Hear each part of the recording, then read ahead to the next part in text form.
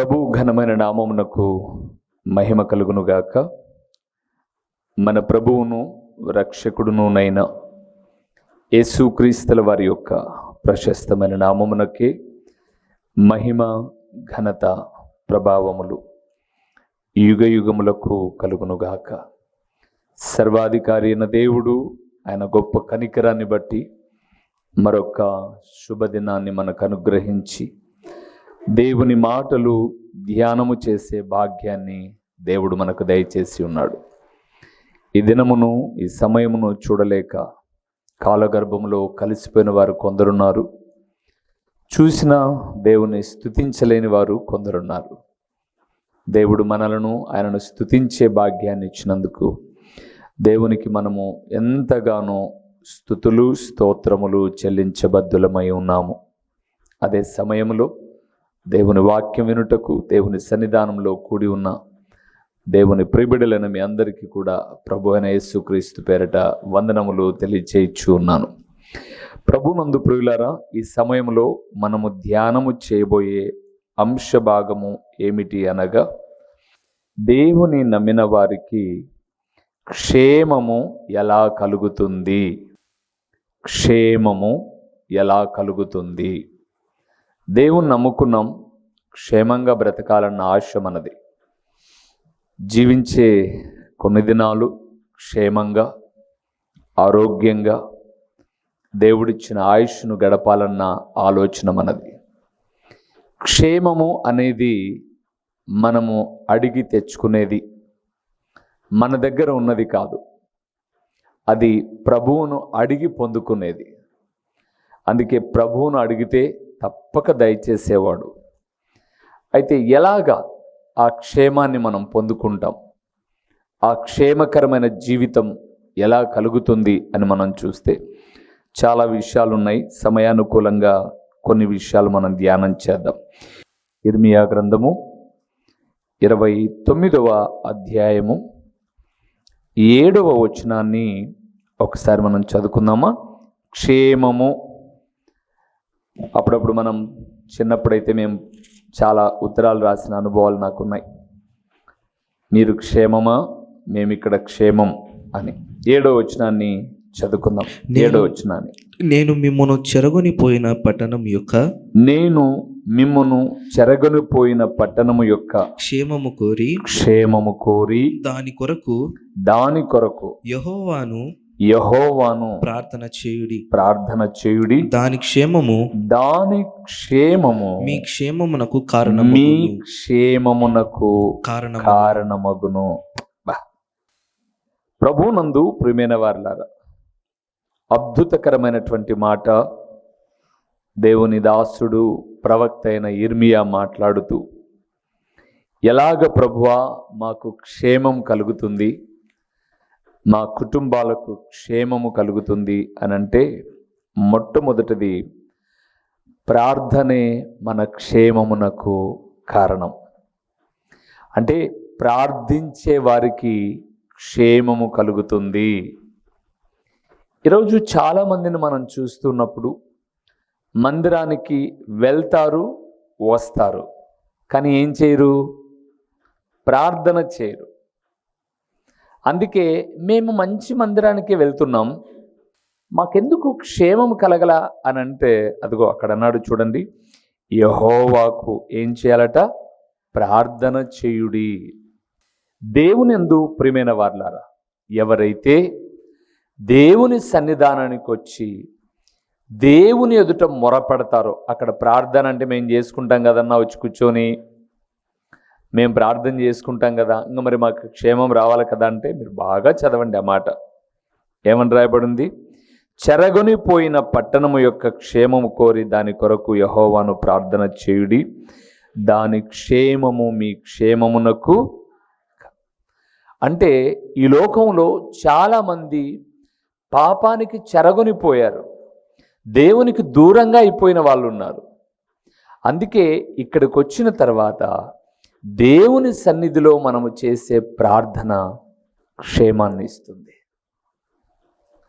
అందుకే ప్రభునందు ప్రియులారా, ప్రార్థన చేయండి అని మేము చెప్పేది ఏవైనా చిన్న చిన్న పొరపాట్లు ఉంటే ఒక దేవుడికి సేవకులుగా సరిచేసేది ఎందుకు అంటే, ఒక తప్పిదం అలాగే చదువుకుంటూ వెళ్ళిపోయినా, ఒక తప్పిదం అలాగే పలుక్కుంటూ వెళ్ళిపోయినా చివరికి మనము ఒక తప్పును నేర్చుకుంటాం.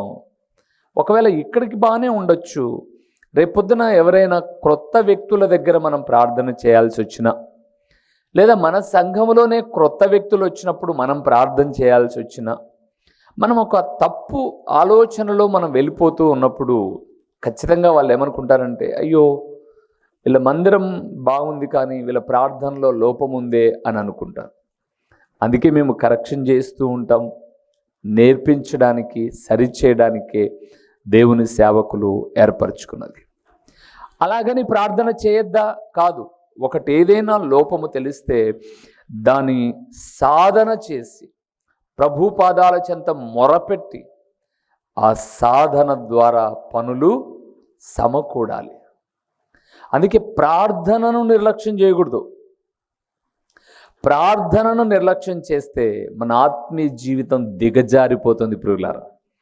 అందుకే బైబిల్ గ్రంథంలో మొట్టమొదటి ప్రవక్తగా, పేరుగాంచిన ప్రవక్తగా, దాను మొదలుకొని బెర్షెబా వరకు ఒక పేరుగాంచిన ప్రవక్తగా, న్యాయాధిపతులలో చివరి న్యాయాధిపతిగా ఉన్నటువంటి సమూయేలు అంటాడు, నేను మీ కొరకు ప్రార్థన చేయకపోతే చెప్పండి, పాపము చేసిన వాడిని నేను.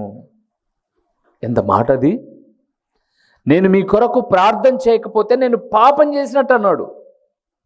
అంటే ఈరోజు మనం సమాజం కొరకు ప్రార్థన చేయలేదనుకోండి, మనం ఏ తప్పు చేయకపోయినా సరే ప్రార్థించడానికి రక్షించుకున్నాడు, ప్రార్థన చేయడం మనకొచ్చు, అయినప్పటికీ మనము నశించిపోతున్న వ్యక్తుల గురించి ప్రార్థన చేయలేదంటే మనం ఏం చేస్తున్నట్టు? పాపం. సమూయేలు మాట అన్నాడు, నేను మీ కొరకు ప్రార్థన చేయకపోతే నేను పాపం చేసినట్లు. ఆ ప్రకారంగా అయితే మీ కొరకు ప్రార్థన చేయకపోతేనే పాపం చేసినట్లయితే ఈరోజు ప్రార్థనకే రాని వాళ్ళ పరిస్థితి ఆలోచించండి. అందుకే మన క్షేమానికి కారణం ప్రార్థన. ప్రార్థించేటటువంటి వారు క్షేమంగా ఉంటారు. ప్రార్థించేవారు దేవునితో సంబంధాన్ని పెంచుకుంటారు. ప్రార్థించేవారు పాపము కూడా చేయరు. ప్రార్థించేవారు ఎప్పటికప్పుడు తమ ఆత్మీయ స్థితిని మెరుగుపరుచుకుంటారు. అందుకే దేవుడు అన్నాడు, దేవుని నమ్మిన మన క్షేమానికి మొట్టమొదటి కారణం ప్రార్థన ఉండాలి. రెండవది ఏముండాలో చూద్దామా? యోబు గ్రంథము 5వ అధ్యాయము 11వ వచనాన్ని మనం చూద్దాం ప్రియులారా. 11వ వచనం, అట్లు ఆయన దీనులను ఉన్నత స్థలములలో నుంచును, దుఃఖపడు వారిని క్షేమమునకు లేవనెత్తును. రెండవది ప్రియులారా, క్షేమము కలగాలి అంటే మొదటిది ప్రార్థన చేయాలి. రెండవది క్షేమము కలగాలంటే దీనత్వము కలిగి ఉండాలి. చూసారా మీరు అక్కడ? దీనులను ఉన్నత స్థలములలో ఉంచును, దుఃఖపడే వారిని క్షేమమునకు లేవనెత్తును. రెండవది దీనత్వం అండి. క్షేమం అంటే దీనత్వం అంటే మన భాషలో తగ్గించుకొనుట. సహజంగా తగ్గించుకోవడము అని అంటే అదేదో చాతగానితనమో, అదేదో పిరికితనమో, అరే వాళ్ళు 5 మాటలు అంటే కనీసం వీడు 2 మాటలన్నా అనలేకున్నాడు, వీడు పిరికోడరా అని అనుకుంటాం. కానీ వాడు ప్రభువును బట్టి దీనుడయ్యాడు అనుకోండి, ఆ దీనత్వం క్షేమము.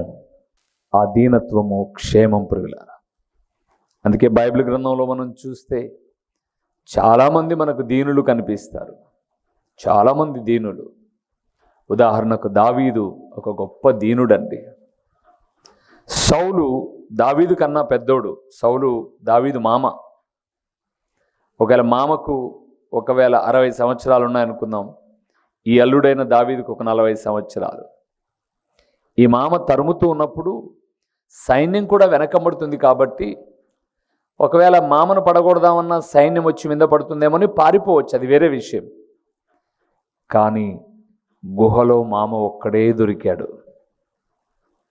పీక కోసేసిన, ఈటెతో అలాగే భూమికి నెట్టేసిన అడిగేవాడే లేడు. కానీ దావీదు దేవుడు ఏర్పరచుకున్న దాసుడు కాబట్టి నేను చంపకూడదు అని దూరంగా వెళ్ళి కేక వేస్తున్నాడు. రాజా, ఎందుకయ్యా తరుముతున్నావు? ఎవరిని నువ్వు తరిమేది? మిన్నల్లిని కాదా అన్నాడు. ఈ రోజులు బహుశా ఉన్నాయో లేవో తెలియదు, కానీ ఎందుకంటే ఆ మంచాలు లేవు, అందరు పట్టె మంచాలు. ఒకప్పుడు నులక మంచాల్లో నల్లులు కొట్టుకునేవాళ్ళు, రాళ్ళు కొట్టుకునేవాళ్ళు. దాన్ని నల్లి, ఆయన అదే అంటున్నాడు, నల్లి కదయ్యా నేను, నలిపేస్తే చచ్చిపోనా, నన్నా నువ్వు తరిమేది? రెండో సందర్భంలో అంటాడు, ఎవరిని తరుముతున్నావు నువ్వు? చచ్చిన కుక్కను కదా అంటాడు. కుక్క పిల్ల చిన్నదైనా బతికుంటే మొరుగుతుంది. అది బాహాటంగా పెద్దది కానీ, లేకపోతే 10 మందిని నిలయగలిగినది కానీ చచ్చిపోయింది అని అంటే అది విలువలేదు. దావీదు ఎంత తగ్గించుకున్నాడో చూడండి. గొల్యాతును పడగొట్టినటువంటి ధీరుడు, వీరుడు, యుద్ధంలో ముందుండేవాడు, తను ముందున్నాడంటే విజయం ఇంక ఇశ్రాయేలీయులకే. అలాంటి దావీదు ఎంత తగ్గించుకుని మాట్లాడతాడు. అది ఒక యుద్ధ వాతావరణంలోనే కాదు, దేవుని మందిరానికి వచ్చినప్పుడు కూడా, అనగా ఆ ప్రత్యక్షపు గుడారము లేదా మందసము ఎదుట తనను తాను తగ్గించుకొని క్రింద కూర్చొని, ఇంతగా నన్ను హెచ్చించుటకు నేనెంతటి వాడను, నా కుటుంబము ఏ పాటిది. ఎంత తగ్గింపండి. మనం అంటామా ఎప్పుడన్నా అలాంటి మాటలు? నా కుటుంబం ఏ పాటిది ప్రభువా, ఎన్నిక లేనిది, ఏమాత్రము అర్హత లేనిది, ఒకప్పుడు జీవనోపాధి లేనిది, ఎంత అతికి దీవించావు ప్రభువా. దావీదు ఎన్నన్నాడు, గొర్రెల వెంబడి తిరిగేవన్నయ్యా నేను, ఆ గొర్రెలు వేసే పెంటికలు, ఆ పెంటనెత్తుకునేవన్నయ్యా నేను, నన్ను ఎంతగా దీవించి రాజుగా నిలబెట్టావు. ఒకవేళ మనం అనుకోవచ్చు, రాజు అయితే మేము కూడా అనేవాళ్ళమని. మనలందరినీ ఏర్పరచబడిన వంశముగా, రాజులైన యాజక సమూహంగా చేశాడు. మనం కూడా రారాజు అయిన దేవుని బిడ్డలమే. ఆ స్థాయి ఇచ్చిన దేవుని ఎదుట మనం ఎంత తగ్గించుకోవాలి. అందుకే పేతురు పత్రిక, మొదటి పత్రిక 5వ అధ్యాయంలో అంటాడు, ఆయన అహంకారులను ఎదిరించి ఎవరికి కృపనిస్తాడట? దీనులకు కృప అనుగ్రహించును అంటాడు. అదే అధ్యాయాన్ని కొనసాగించుకుంటూ వెళ్తున్నప్పుడు, దేవుడు మిమ్మల్ని హెచ్చించినట్టు ఆయన బలిష్టమైన చేతుల కింద మీరు దీన మనస్కులై ఉండండి. దీనులకు క్షేమం ప్రియులారా, దీనులకు క్షేమం. మనం తిరగబడ్డం పెద్ద ఇది అనుకుంటాం, మాటకు చెప్పడం పెద్ద ఇది అనుకుంటాం. కానీ ఆయన అన్నాడు, దీనులను ఎక్కడ ఉంచుతాడట? ఉన్నత స్థలములలో ఉంచి వారి దుఃఖాన్ని పోగొట్టి వారికి క్షేమాన్ని ఇస్తాడట. కాబట్టి మనకు క్షేమం కావాలి అంటే ప్రార్థన ఉండాలి. ప్రార్థనాపరులైన ప్రతి ఒక్కరికి ఏముండాలి? దీనత్వం ఉండాలి. ప్రార్థనాపరులైన ప్రతి ఒక్కరికి దీనత్వం ఉండాలి. ప్రార్థన చేసే వ్యక్తికి ఉండాల్సింది అహంకారం కాదు, గర్వం కాదు, వాక్చాతుర్యం కాదు, మాట నైపుణ్యత కాదు, దీనత్వం, తగ్గింపు. అందుకే మనకు ఎప్పుడూ తెలిసిన విషయమే, లూకాసు వార్త 18వ అధ్యాయములో చేసిన 2 ప్రార్థనలు. ఒక ప్రార్థనలో ఏం కనపడుతుంది? అహంకారం కనపడుతుంది, తన గొప్పతనం కనపడుతుంది. ఒక ప్రార్థనలో దీనత్వం కనపడుతుంది. అదే 18వ అధ్యాయంలో వాళ్ళిద్దరినే కాదు, ఒక విధవరాలను కూడా మీరు చూడండి. మొదటి అధ్యాయం నుంచి, నాకు నా ప్రతివాదికి న్యాయం తీర్చు అని వెళ్ళింది కదా, ఆమె మొరలో కూడా ఏం కనపడుతుంది? దీనత్వం. ఎప్పో అని గద్దిస్తున్నాడు ఆ న్యాయాధిపతి. ఏంది రోజు గద్దిస్తుంటే వాళ్ళ ఇంటి దగ్గరకు పోయేది అనుకోలే ఆమె. న్యాయము జరిగేంత వరకు, అతని హృదయము కరిగేంత వరకు అతని పంచ వచ్చి చేరింది.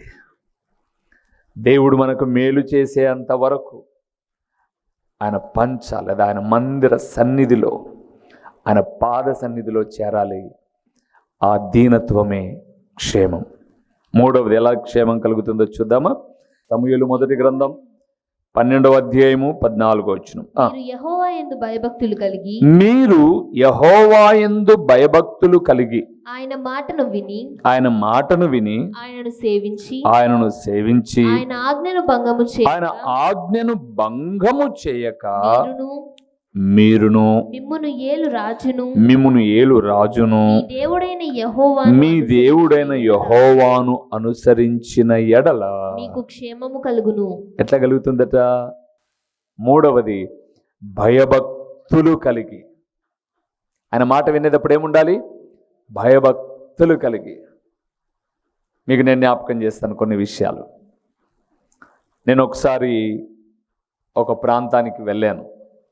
నాకు తెలిసిన ఒక హెడ్ కానిస్టేబుల్ గారిని కలవడానికి వెళ్ళాను. నేను కలవడానికి వెళ్ళేసరికి ఆ స్టేషన్ ముందర రౌడీ షీటర్లు, అంటే కత్తులు పట్టుకొని వెంటబడి చంపేవాళ్ళు, వీధులలో రౌడీజం చేసేవాళ్ళు దగ్గర ఒక 20-30 మంది బయట కూర్చో ఉన్నారు. ఇట్లున్నారట. నా పాటికి నేను లోపలికి వెళ్తే ఆ కానిస్టేబుల్ గారు నాతో మాట్లాడి, ఏంటి ఇలాగొచ్చిండు, మీతో కొంచెం చాలా రోజులైంది కదా, పలకరిద్దామని వచ్చాను, ఈ ఊర్లో కాదు, పలకరిద్దామని వచ్చాను అని మాట్లాడాను. సరేలే, ఒక 20 నిమిషాలు నాతో పాటు ఆ ప్రక్కన కూర్చో, ఇద్దరం వెళ్ళి బయటికి వెళ్ళి కొంచెం కాఫీ తాగి మాట్లాడుకుందాం ప్రశాంతంగా అన్నారు. ఇప్పుడు పోదాందా అన్నాను. ఇప్పుడు ఎస్ఐ గారు వాళ్ళందరికీ కౌన్సిలింగ్ ఇస్తారు, మాట్లాడతారు, అప్పుడు మేము స్టేషన్లో లేకపోతే బాగుండదు, ఒక 10-20 నిమిషాలు వెళ్ళే అన్నాడు. సరే, ఏం జరుగుతుందో చూద్దామని నేను కూడా ఉన్నాను అక్కడ. నేను లోపల బాగా మంచిగా కూర్చోబెట్టిన కూర్చో మీద ఉన్నాను. వీళ్ళందరూ ఒకడు బ్రాస్లైట్ వేసాడు, 4 ఉంగరాలు పెట్టాడు, మిస్సాలు బాగా తిప్పారు, అంతా రౌడీలు బాగా. ఆ పోలీస్ ఆయన, ఆ ఎస్ఐ గారు వచ్చి చెప్తున్నారు, ఎలక్షన్లు దగ్గరకు వస్తున్నాయి, మీ వీధులలో ఎక్కడ గొడవ జరిగిన టార్గెట్ మీరే, తీసుకొచ్చి బొక్కలో పెట్టేస్తాను, మీ రౌడీజం మానుకొని మర్యాదగా బ్రతకండి, అది ఇదని చెప్తుంటే మీసాలు తిరిగిన వాళ్ళందరూ సరే సార్.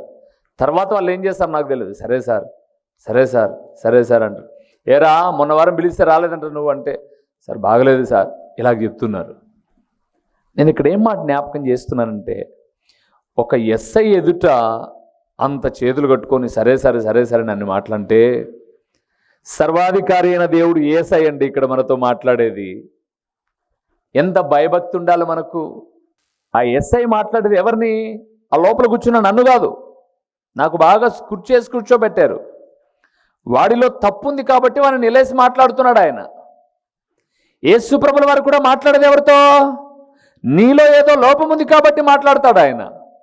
నువ్వు తిరగబడతావా? మాట్లాడిన సేవకుడు ఎదురుగా ఉన్నాడని తప్పు కదా. భయభక్తులు కలిగి దేవుని వాక్యము అనుసరించు వారికి ఏం కలుగుతుంది? క్షేమం. నేను ఎందుకు ఆ మాటని జ్ఞాపకం చేశాను? నిజమే, ఏ తప్పు లేకపోయినా, ఏ తప్పు ఉండదండి, ఏ తప్పు ఉండదు మనలో.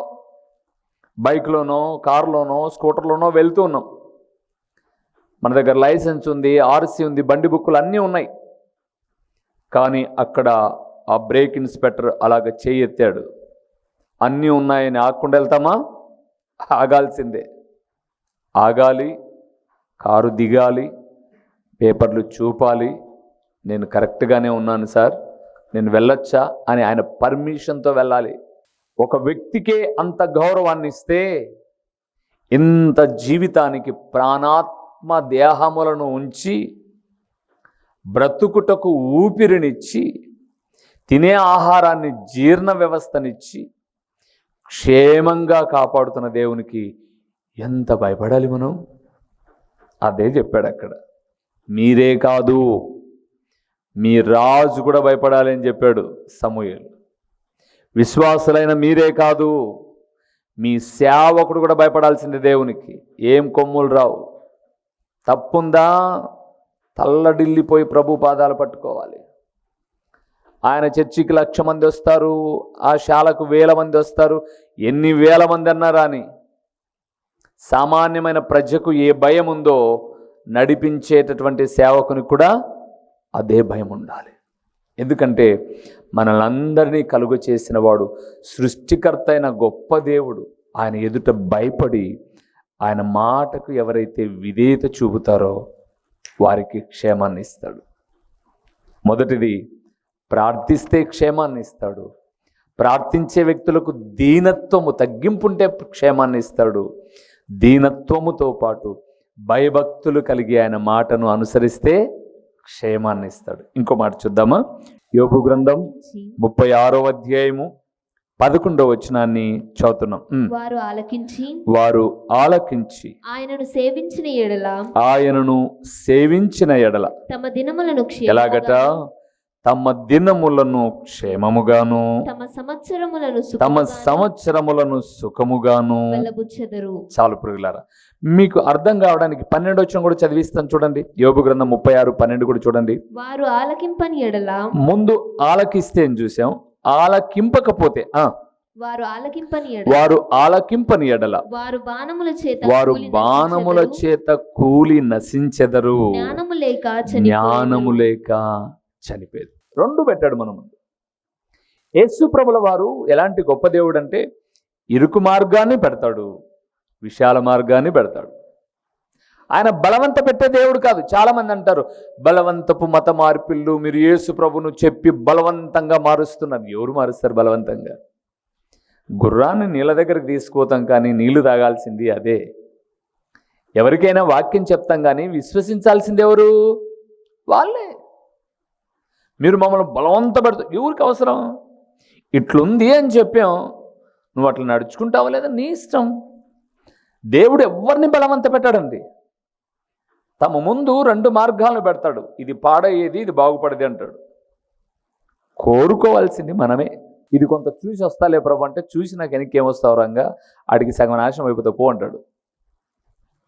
ఈడ ప్రారంభంలో కొంచెం ఇరకటంగా ఉంది ప్రభు, ఇరకటంగానే ఉంటుంది నాన్న, పోయే కొద్దీ చాలా నెమ్మది నాయన. అదే అక్కడ చెప్పాడు. వారు ఆలకించి ఆయనను సేవించిన ఎడల ఎలాగట? తమ దినములు క్షేమముగాను తమ సంవత్సరములు ఎక్కడా సుఖముగా. ఈరోజు సుఖంగా బ్రతకడానికే కదా ఇన్ని తిప్పలు పడేది. అయితే దేవుని వాక్యాన్ని అనుసరిస్తే చాలు. ఆ మాటలు ఆలకించి సేవించాలి. దేవా ఇది నిజమని నమ్ముతున్నాను, ఆ ప్రకారంగా నేను నడుస్తాను ప్రభువా అని నువ్వు చూడు. నీ ప్రతి దినాన్ని ఏం చేస్తాడు ఆయన? క్షేమాన్ని ఇస్తాడు. ప్రతి దినాన్ని ఆయన చెప్పిన మాట, భూమి ఆకాశము గతించినా గతించవచ్చు కానీ ఒక పొల్లు కూడా తప్పిపోదు అన్నదే చెప్పాడు. ప్రతిరోజు భయంగా ఎందుకు బ్రతుకుతావు? ప్రతిరోజు ఆందోళనకరంగా ఎందుకు బ్రతుకుతావు? ప్రతిరోజు ఏమవుతాదో ఏమని ఎందుకు బతుకుతావు? అవసరంలా. నా మాటలు విని ఆ ప్రకారంగా నడుచుకొని నీ పని నువ్వు చేసుకో. దేవా నాకు ఈ పని ఇచ్చావు, నేను చేస్తున్నాను, నీ ఇష్ట ప్రకారంగా బతుకుతావు ప్రభువా, అలాగ వెళ్తుండు. నువ్వు బ్రతికే ప్రతి దినము కూడా నీకు నేను క్షేమాన్ని ఇస్తాను. నువ్వు గడిపే ప్రతి సంవత్సరాన్ని కూడా సుఖాన్ని ఇస్తాను నేను. ఆలకించకపోతే ఏం కలుగుతుందో కూడా చెప్పాడు అక్కడ. వారు ఆలకింపని ఎడల బాణముల చేత అన్నాడు. మన మీదకి ఎవరు చుడతారు బాణాలు అంటామా? ఒక కష్టం పోయిన తర్వాత ఒక కష్టం, ఒక కష్టం పోయిన తర్వాత ఒక కష్టం.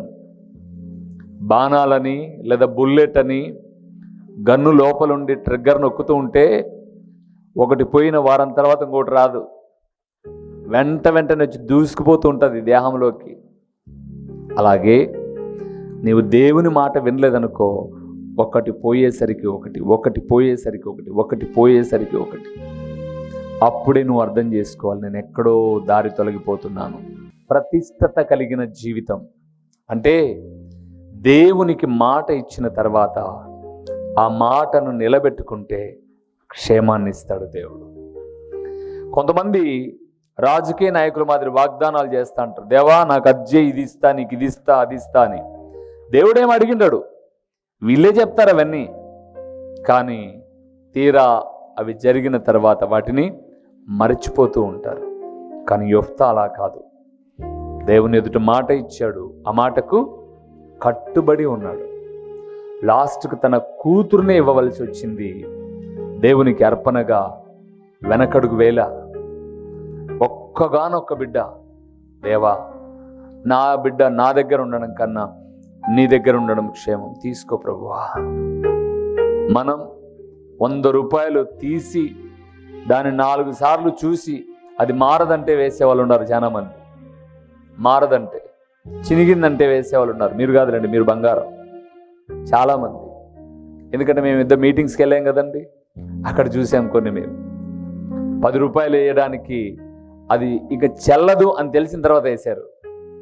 అంటే చెల్లందు నువ్వు బ్యాంకు పోయి మార్చుకో, ఇది 10 రూపాయలకు బ్యాంకుకు పోవాలనా అంటే నేను జ్ఞాపకం చేస్తున్నాను. దేవుని ఎదుట మన హృదయాన్ని ఇస్తే ధనాన్ని లెక్క చేయం, అర్పణను లెక్క చేయం, ప్రతిష్టతను కాపాడుకుంటూ దేవునికి ఇవ్వాల్సింది ఇస్తాం. అందుకే క్షేమం అనేది ప్రార్థన వల్ల కలుగుతుంది, ఆయన ఎదుట దీనత్వం వల్ల కలుగుతుంది, భయపడి ఆయన మాటకు లోబడటం వలన కలుగుతుంది, ఆయన వాక్యాన్ని సేవించుట వలన, చివరిగా మనం ఇవ్వాల్సిన దాన్ని కట్టుబడి ఇస్తున్నప్పుడు క్షేమాన్ని ఇస్తాడు. మన దేవుడు క్షేమం ఇచ్చేవాడే తప్ప క్షామం ఇచ్చేవాడు కాదు, అంటే కరువులో ఉంచేవాడు కాదు. కాబట్టి క్షేమం ఇచ్చే దేవుని ఎదుట, దేవా ఇలాగ నేను ఉంటాను, నాకు నీ క్షేమాన్ని ఇవ్వు అని ప్రార్థన చేద్దాం. తలలో ఉంచుదాం, కళ్ళు మూసి ప్రార్థన చేద్దాం. దేవా నీ మాటలు విన్నప్పుడు నాకు నా కుటుంబానికి క్షేమము అవసరమై ఉంది, నీవు దయచేయి, నువ్వు చెప్పినట్లుగా నేను నడుచుకుంటాను అని ప్రభు ఎదుట మాట ఇద్దాం. మాటను నిలబెట్టుకోవడం కూడా యొఫ్తా వలె క్షేమమే. ఇక్కడ ఒప్పుకొని మరలా మాటను మీరకూడదు. ప్రార్థన చేసుకుందాం. ప్రేమ స్వరూపి, కరుణా సంపన్నుడా, మీ ఘనమైన నామమునకు స్తోత్రములు చెల్లిస్తూ ఉన్నాము నాయనా. నేను నమ్మిన బిడలమైన మాకు ఏ రీతిగా మీరు క్షేమం ఇస్తారో మీ లేఖనాలలో నుంచి సూటిగా మాతో మీరు మాట్లాడారు. ఇశ్రాయేలీలతో సమూయేలు మాట్లాడుతూ మీరు మీ రాజు అనుసరించిన ఎడల క్షేమం అన్నారు. తండ్రి, నేను ఈ వాక్యమినే మా ప్రియబిడలు ఈ మాటల ప్రకారముగా అనుసరించి మీ ద్వారా మేము క్షేమాన్ని పొందుకోవడానికి సహాయం చేయండి. విని విడిచిపెట్టే వారంగా కాకోకుండా మీ వాక్య ప్రకారంగా ప్రవర్తించడానికి కృపనివ్వండి.